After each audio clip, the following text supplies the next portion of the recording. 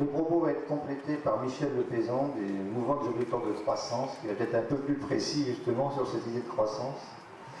À toi la parole. Et après, bien sûr, parole dans la salle. Donc je suis Michel Lepézan du mouvement des objecteurs de croissance. Donc c'est pas un parti, c'est un mouvement, donc c'est assez merdique. Mais c'est plutôt bien. J'habite à Romans, dans la Drôme. Donc vous voyez, je suis en voiture. Et en plus, comme mes covoitureurs m'ont lâché mercredi soir, je suis venu tout seul dans ma voiture. Donc c'est vraiment pas bien. C'est pas bien du tout. Et j'habite à Romans, où j'ai, comme beaucoup d'entre vous, j'en suis sûr, participé à la création d'une AMAP, d'une coopérative entre producteurs et consommateurs. Et je suis aussi l'un des initiateurs d'une alternative concrète qu'on appelle une monnaie locale, qui s'appelle la mesure. Peut-être que certains d'entre vous ont même entendu parler de la mesure de Romans, qui est un joli mot. Voilà pour à peu près qui je suis. Donc en tant qu'objecteur de croissance, même plutôt décroissant, je vais expliquer peut-être la différence tout à l'heure, quand j'ai découvert le travail des Amis de la Terre et la notion d'espace écologique, j'ai trouvé qu'ils avaient une idée qui était vraiment très très très bonne. Alors moi je ne le dis pas de façon aussi compliquée et technique qu'Alain, mais pour moi l'espace écologique c'est quelque chose d'assez simple, c'est tout simplement le fait que nous devons systématiquement penser entre un plancher et un plafond.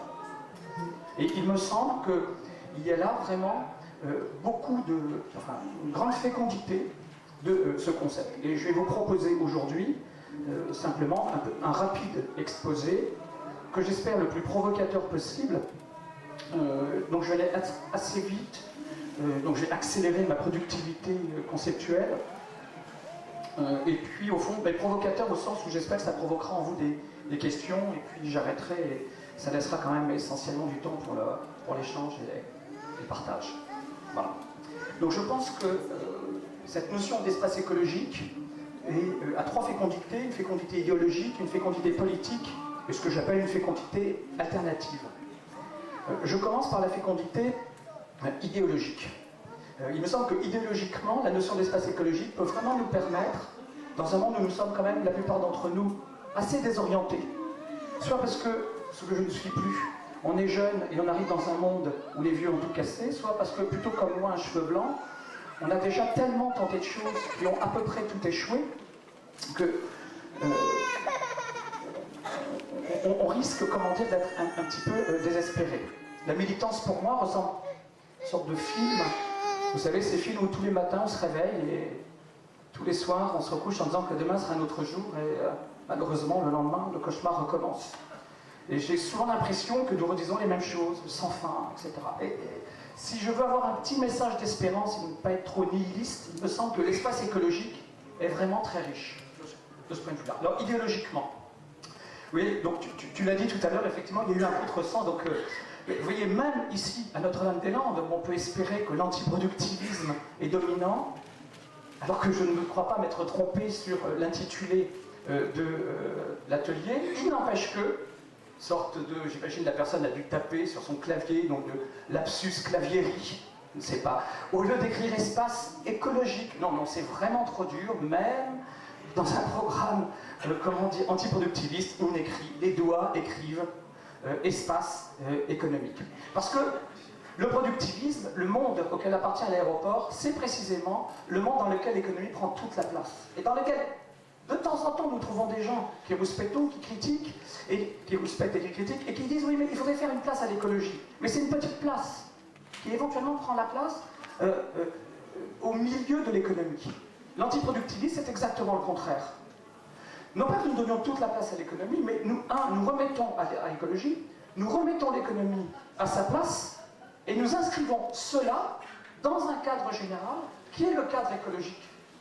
Moi, de temps en temps, je discute avec des copains et des camarades du NPA ou d'autres partis qui m'ont dit « Oui, maintenant, nous, on est devenus écologiques. On tient compte du facteur écologique. » Mais c'est gentil, camarades. Mais ce n'est pas tenir compte du facteur écologique que nous demandons, c'est de reposer toutes les questions dans le cadre de l'écologie et du respect de la nature. Et à ce moment-là, il me semble que peut-être, sans vouloir nourrir trop d'espoir, peut-être qu'on va moins désespérer. Donc, j'en donne 3 exemples qui sont ce que moi j'appelle des recadrages, fécondité idéologique, parce que l'espace écologique permet de recadrer. Le premier, on entend très souvent dire, ah oui, mais d'un côté, il y a un fil rouge qui pose, alors le rouge, c'est les socialistes qui posent la question sociale, la question de la misère, et de l'autre côté, il y aurait les verts qui posent la question écologique. Et on trouve des gens très bonne volonté qui nous disent, il faut tisser les liens ensemble. Il faut tisser le fil rouge avec le fil vert. Il faut le rouge et le vert ensemble. Mais ils sont bien gentils, mais ils ne peuvent se poser la question de tisser ensemble les fils rouges et les fils verts que parce qu'au départ, ils les ont découpés. Je vais reprendre un petit peu ce que tu disais, Alain. À la louche, si nous prenons une empreinte écologique soutenable de 1,2, pour des raisons de temps, c'est pas tout à fait 1. Une empreinte écologique, c'est-à-dire que, grosso modo, on peut consommer 1,2 terre, c'est à peu près soutenable. Nous sommes 7 milliards d'êtres humains. Il y a 1 milliard d'êtres humains, vous, nous, moi, vous, que moi j'appelle le Nord global, qui vivons avec une empreinte écologique très largement supérieure. Nous avons grosso modo une empreinte écologique, nous, d'environ 3. 1 milliard d'êtres humains ont une empreinte écologique de 3. Il n'est pas difficile de comprendre que si sur 7 milliards, il y a 1 milliard qui ont une empreinte écologique de 3, alors les 6 autres milliards ont une empreinte écologique très largement inférieure à 1. Et si, grosso modo, elle est des 0,3 alors que la nôtre est de 3, il est facile que la question écologique du dépassement de la soutenabilité, c'est la question des inégalités sociales. Si nous pouvons avoir une empreinte écologique de 3, c'est parce que la très grande majorité sur Terre des humains ont une empreinte écologique infiniment plus petite que la nôtre. Et dans ce cas-là, on voit très facilement que la question verte de l'empreinte écologique et la question rouge des inégalités sociales, c'est exactement la même question. Et que dans ce cas-là, il n'y a plus à se demander comment tisser le fil rouge et le fil vert. La question de l'empreinte écologique, qui est le point de départ de l'espace écologique, immédiatement nous met au cœur de la problématique.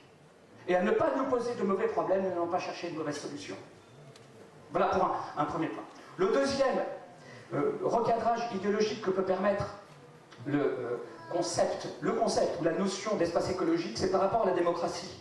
Je suis sûr que vous vous êtes retrouvés en vrai, ou quelquefois dans des livres, ce qui est peut-être aussi en vrai, avec des difficultés, et puis à ce moment-là on dit « Ah oui, mais là on ne sait pas comment résoudre. » Mais vous inquiétez pas, on fera une discussion démocratique. Il n'y a quasiment pas un livre qui, quand il arrive au point difficile, par exemple la question des vrais besoins et des faux besoins, genre, oh, il est difficile, je ne vais pas dire, dit avec beaucoup de modestie l'auteur, je ne vais pas dire quels sont les vrais besoins et les faux besoins, mais vous inquiétez pas, nous confierons la discussion à une discussion démocratique. C'est ce qui s'appelle idéologiquement un bottage en touche, car c'est refuser d'affronter la véritable question. Moi je veux bien qu'il y ait une discussion démocratique, mais la discussion démocratique, elle doit s'inscrire dans le cadre de l'espace écologique, à savoir un plancher de l'empreinte écologique où on admet qu'il faut le dépasser pour que nous puissions vivre, et un plafond que nous ne devons pas dépasser, sinon en avant pour les inégalités sociales et l'insoutenabilité de la charge écologique que nous faisons porter à la planète. Et puis, et comme je sais que le temps passe et que je suis un bavard et que j'ai fait que le tiers, je vais dire juste l'évoquer comme cela, moi ce que j'aime beaucoup dans l'espace écologique, c'est qu'il nous oblige peut-être à repenser ce qu'est même la liberté. Je me suis aperçu en réfléchissant, moi j'enseigne la philosophie, donc je fais de la philosophie, je me suis aperçu que la plupart d'entre nous, nous pensons la liberté par rapport à la notion de limite. C'est-à-dire, nous pensons une limite, et cette limite, quand nous la pensons de façon temporelle, et je pense que quand on définit une limite de façon temporelle, ça doit s'appeler le progrès, quand on définit la limite de façon temporelle, on se dit, bon, il y a une limite, et cette limite, un jour, je vais l'atteindre. Et quand la limite est atteinte, alors elle est dépassée. Je crois que quand le productivisme a un concept de progrès qui dit que toute limite signifie quelque chose qui est là-bas un jour plus tard, comment il dit Buzz, vers l'infini et au-delà. Hein, pour ceux qui ont des enfants, ils savent ce que c'est. Et c'est l'idée que la limite, quand elle est pensée de façon temporelle, on y va, et quand elle est atteinte, on la dépasse. La notion d'espace écologique, elle ne définit pas la liberté comme la capacité à dépasser les limites, elle va définir la liberté non pas temporellement, mais géométriquement. La liberté, ça va consister à faire, grosso modo, tout ce que l'on veut à l'intérieur du cadre, du plancher et du plafond. C'est-à-dire qu'on ne va pas penser une limite qui, quand elle sera atteinte, sera dépassée, mais on va s'installer à l'intérieur de cet espace écologique qui va mettre une limite basse et une limite haute, et c'est à l'intérieur que la liberté. Donc, je suis en train de défendre une certaine limitation de la liberté dans un cadre qui est le cadre de l'espace écologique. Là, il me semble qu'il y a énormément de choses à repenser. Énormément de choses à repenser et beaucoup d'espoir à trouver. Deuxièmement, je pense que l'espace écologique n'a pas que cette fécondité idéologique qui est très abstraite, mais une fécondité politique. C'est-à-dire qu'il me semble que politiquement, tout repenser en termes de plancher, de plafond, est vraiment très intéressant. Le bruit. Sous un certain plancher, nous nous trouvons à Guantanamo. Ce sont des techniques de torture. Au-dessus d'un certain plafond, c'est aussi une technique de torture. Le bruit, pour être soutenable, doit se situer entre un plancher et un plafond. La tolérance, je pourrais évoquer la tolérance, et là je vais simplement évoquer la notion de revenu, et éventuellement, si j'ai le temps, je ne le ferai pas, je ne crois pas, la notion de monnaie locale, qui est vraiment le domaine concret sur lequel je travaille. Pour la notion de revenu, appliquée au revenu, et j'ai écrit un article pour votre revue, pour un espace écologique des revenus, moi j'ai dit franchement, les objecteurs de croissance, nous défendons un espace écologique de revenus, à savoir un plancher, un plafond. Un plancher en dessous duquel nous comprenons bien qu'il n'est pas possible d'avoir une vie décente, un plafond au-dessus duquel toute personne qui le dépasse rend la société dans laquelle nous vivons avec lui indécente. Et donc, je défends l'idée, pas simplement d'un revenu de base, il y a des copains ici qui défendent l'idée du revenu de base, mais je défends l'idée qu'il ne faut pas demander simplement un revenu plancher s'il n'y a pas d'articulation avec un plafond. Et je vais essentiellement parler de ça maintenant. Pourquoi est-ce que je veux absolument qu'il n'y ait pas de plancher sans plafond? Après tout, et c'est une objection qu'on me fait quand je défends le revenu inconditionnel, on me dit, mais qu'est-ce que vous empêchez les gens de dépasser les plafonds si vous leur avez garanti un revenu plancher? Au fond, qu'est-ce que vous en avez à faire qu'il y ait des gens qui aient beaucoup plus et qui dépassent le plafond à partir du moment où vous avez garanti à chacun un revenu plancher? Et l'argument même me vient, vous êtes un liberticide, vous voulez empêcher la liberté, de dépasser les limites. Et avec cette idée en général du genre, il existe un invariant anthropologique, tout homme ne pense qu'à dépasser les limites. Moi je dis explicitement, je ne suis pas d'accord avec ça, et c'est vraiment une autre vision de l'homme que nous devons avoir, de l'humain que nous devons avoir, et que permet précisément l'encadrement de l'espace écologique, du plancher et du plafond. Je dis rapidement, les copains du revenu de base, donc je discute avec eux, je dis mais pourquoi vous ne demandez pas qu'il y ait un plafond? Ils disent parce que nous voulons élargir le plus possible la proposition. C'est une très belle proposition, la proposition du revenu de base. Nous voulons que tout le monde vienne. Quand je leur dis, l'expérience quand même que nous avons un petit peu en politique, c'est que dès que nous voulons faire nombre, nous subissons ce que moi j'appelle la loi du tonneau. L'eau ne monte jamais plus haut que le trou le plus bas. Et là, comme ça, Archimède. L'eau ne monte pas plus haut que le trou le plus bas. C'est pas possible. Et certains d'entre vous sont certainement dans des fronts, et des regroupements et des coopératives où on dit soyons tous ensemble, gommons les différences, plus nous serons ensemble et plus nous ferons nombre, plus, nous serons efficaces. On a même vu lors d'une élection présidentielle précédente, il s'appelait je ne sais plus comment, les antilibéraux nous montraient qu'ils savaient compter jusqu'à 129 propositions. Additionner 129. Mais je crois qu'il faut ne pas hésiter à être un peu plus radical et dire, si nous voulons vraiment retrouver de l'espoir, nous devons remettre des contenus. Et remettre des contenus, c'est avoir de belles revendications. Et avoir de belles revendications, c'est pas simplement dire, soyons le plus large possible. Ayons l'audace de faire des propositions, courageuses, qui vont nous enthousiasmer. La question du revenu de base, je leur pose la question, quel est le minimum? Ah, ça sera à discuter démocratiquement. Quelle catastrophe! Quelle aubaine pour le patronat si vous mettez un revenu de base à 200 €. Donc on voit bien là qu'il faut qu'il y ait un plancher qui soit techniquement ce qu'on appelle un mini-max, le maximum du mini. mais pas le plus bas possible. Sinon, le revenu de base va simplement être une occasion pour les patrons de dire, écoutez, vous gagnez déjà 200 euros, j'ai le... Donc il faut que le revenu, minimum ait déjà un niveau maximum, un minimax, qui permette une vie décente. Quand on leur demande, mais en fait, pourquoi vous êtes pour le revenu de base? Ah mais comme on est très très ouvert, les uns disent, c'est pour lutter contre le chômage, les autres disent, c'est pour parce qu'il y a la pauvreté.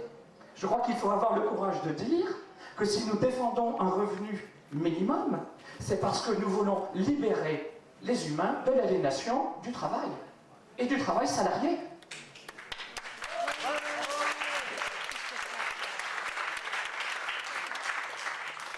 Ce qui veut dire, très concrètement, reconnaître que chaque être humain, en dehors d'activités illicites, dès qu'il... reconnaître que toutes ces activités, du moment qu'il les pratique, ont une utilité sociale. Avec Baptiste Milando, que certains peut-être connaissent, et qui est entre guillemets le spécialiste français de la conception de gauche du revenu de base. On s'amuse à se demander, est-ce que le surfeur mérite un revenu inconditionnel? Moi je dis, le type qui est devant l'usine Peugeot, qui est dans son hamac et qui boit une bière ou un pastis, et qui à la sortie du travail dit, eh, les gars, il n'y a pas que le travail. Moi je pense qu'il mérite aussi un revenu inconditionnel. Baptiste propose aussi que les anachorètes, ces gens qui vivent en haut de poteaux et qui font rien, méritent un revenu inconditionnel, car ils ont une utilité sociale. Il nous rappelle que ce qui doit fournir une intégration dans la société n'est pas le travail productiviste, mais l'activité. Évidemment, vous comprenez bien que nous reconnaîtrons ainsi aux femmes leur activité. Et moi, je ne dis pas que les femmes travaillent, elles ont une activité, elles n'ont pas besoin de travailler. Il n'y a pas besoin de rentrer dans une conception travailliste. Et donc, au fond, quand on est pour le revenu inconditionnel, c'est-à-dire inconditionnel de la naissance à la mort sans aucune contrepartie, alors à ce moment-là, on peut se libérer du travail. Arrive l'objection, ah bon, et comment vous allez faire pour instaurer un revenu inconditionnel? Et c'est là où je pense qu'on peut articuler avec le revenu maximum, c'est-à-dire avec le plafond. Mon idée est assez simple. Elle vient au fond de l'écoute attentive de... Alors, je ne me rappelle plus son prénom. Il s'appelait Lelay. L-A-Y. Qui était le président de TF1, là, Patrick Lelay. Vous savez, le temps de cerveau disponible. Ce type-là a parfaitement compris qu'il n'y a pas besoin de faire des regroupements comme nous ici, où nous allons parler contenu. Il suffit de passer des publicités dans lesquelles les valeurs qui y sont défendues sont les valeurs de la rivalité, de la compétition, de la violence, de l'égoïsme. Ma question est simple. Comment voulez-vous que dans un monde où ce sont ces valeurs-là qui l'emportent, comment voulez-vous que nous puissions défendre de belles revendications? C'est pourquoi j'en déduis que la seule façon de faire entendre et de donner envie à un revenu inconditionnel, c'est de couper, d'étêter tout ce qui, favoriserait aujourd'hui psychologiquement, politiquement, le désir du toujours plus, le désir de l'illimitation, le désir de la démesure. Question technique, alors quel est l'écart que vous mettez entre le plancher et le plafond? Alors comme je ne suis plus du programme commun, je dis de 1 à 6. Le PG dit de 1 à 20. Le programme commun, il y a d'autres cheveux blancs ici, disait 1 à 4. Programme commun. C'était le siècle dernier. C'est une discussion à avoir, certainement démocratique, mais c'est une question, tout à fait importante. J'évoque juste, et je termine là-dessus, fécondité idéologique, articulation rouge et vert, recadrage de la démocratie, repenser la liberté non pas comme dépassement des limites, mais comme exploration de ce qui se passe entre limite plancher et limite plafond. Pour la fécondité politique, je viens d'évoquer la notion de revenu et cette idée que pas de plancher de revenus sans plafond. Je ne résiste pas quand même, puisqu'aujourd'hui la question est celle des retraites. Avez-vous entendu un seul des partis de droite, de gauche productiviste, voire de gauche antiproductiviste, en avez-vous entendu un seul proposer ce qui serait véritablement une proposition située dans l'espace écologique? C'est-à-dire l'interdiction de la poursuite pendant la retraite des inégalités qui viennent du travail. J'ai déjà du mal à comprendre que pendant le travail, le soi-disant mérite, responsabilité ou qualification des uns justifie de tels écarts de salaire. Mais à la retraite, qui est du non-travail, pourquoi les retraites continuent les inégalités qui viennent du travail? C'est pourquoi nous, les objecteurs de croissance, nous défendons un plafonnement, mais alors là, un plafonnement simple, la retraite d'un montant égal pour tous.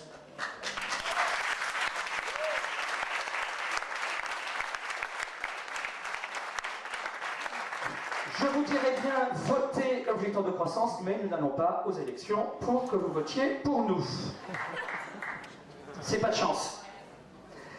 Et je termine sur la fécondité alternative, parce que tout ça, au fond, c'est quand même assez théorique, même si je pense qu'on a besoin de théorie pour avoir de l'enthousiasme et qu'on ne peut pas toujours être dans l'action, qu'on a besoin de comprendre ce que l'on fait, et que le philosophe disait que comprendre ce que l'on fait, c'est déjà le faire autrement. Voilà peut-être la première des alternatives. Faire en comprenant ce que nous faisons. Je donne juste 2 exemples. Les AMAP. Moi, j'ai créé une AMAP. C'est une discussion très concrète chez nous. Quel est le plancher en dessous duquel une AMAP n'est pas vivable? Quel est le plafond au-dessus duquel une AMAP n'est plus une AMAP? Quand j'entends parler d'AMAP à 100 paniers, je ne comprends pas comment il peut y avoir une AMAP à 100 paniers. Comment voulez-vous... Bon, voilà une question très simple. Alors, ah oui, mais il faut... Alors, et on voit bien immédiatement que ne pas mettre de plafond au nombre de paniers dans une AMAP, c'est rendre productiviste en quelque sorte les AMAP. Or, ce n'est pas ce que nous voulons. Nous voulons mutualiser avec le producteur, partager avec lui sa production. Et c'est parce que nous partageons avec lui que quand, à cause de difficultés climatiques ou je ne sais quoi, et qu'il ne fournit pas de panier, nous ne lui rendons pas l'échec. Nous partageons sa dette. Et nous sommes là dans quelque chose qui est précisément situé dans l'espace écologique. Et puis j'aurais voulu, et je ne vais pas le faire, parce que c'est vraiment le point dans lequel moi je m'investis, sur les monnaies locales. Je fais des monnaies locales, vous savez, ces monnaies qui sont... Et honnêtement, je fais des monnaies locales depuis des années, et je me demande, mais à quoi ça sert de faire un truc aussi compliqué, si c'est pour faire la même chose que l'euro? À quoi ça sert? Et quand nous-mêmes nous essayons de trouver des utilisateurs, je dis, mais attendez, la première question c'est, avec une monnaie locale, on peut acheter des gâteaux? Oui, comme avec l'euro. Et là, il nous sort tout de suite la bonne objection. Si c'est comme avec l'euro, mais faisons-le avec l'euro. Qu'est-ce que vous changez si vous faites avec des monnaies locales ce que l'on fait avec l'euro? C'est là, mais je ne vais pas avoir le temps de l'exposer, que je pense qu'il faudrait penser les monnaies locales entre le plancher de la gratuité et le plafond de la spéculation. Aristote appelait la crématistique. On ne peut pas régler tous nos échanges par la gratuité. De la même façon, nous ne pouvons pas dire comme les ultralibéraux qu'il faut tout régler par la spéculation et la loi du marché.